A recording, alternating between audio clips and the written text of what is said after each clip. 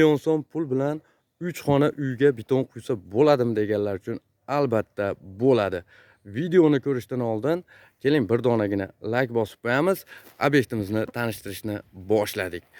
Ko'rib turgan obyektingiz hammom, yotoqxona, koridor va mehmonxona, oshxona bo'layapti.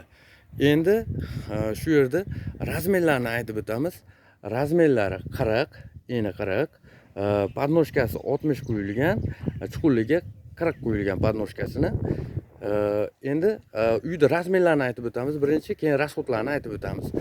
Xo'sh, 3,5 ga 2 metr hammom, 4 metr uyimiz, 2,5 metr koridorimiz va ko'rib turgan joylar. Xo'sh, mehmonxona 4,5 metr. Bu yerda esa 4 metrlik oshxona bo'lyapti. Eshik tagiga oshxona qilsa bo'ladimi, bo'lmaydimi? Izohlarda yozib qoldirasizlar. Endi shu yerga ketgan rasxodni bitta-bitta aytib o'tamiz. Shu obyektimizga qancha rasxod bo'ldi?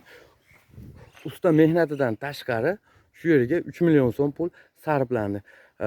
Endi bu yerga ketgan rasxodni aytamiz. Asosiy rasxod bir kamas shag'al, yana bitta zilda shag'al ketdi.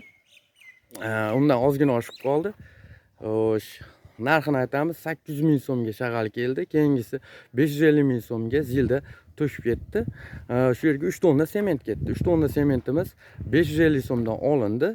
Endi o'zingizlar hisob-kitob qilib chiqarib olasizlar.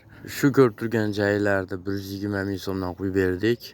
Podnoshkasi eni 60, chuqurligi 40, tepasiga 70 qo'yib berdik. Eni 40 razmerda. Kommentariyada qimmatmi arzonligini qoldirasizlar.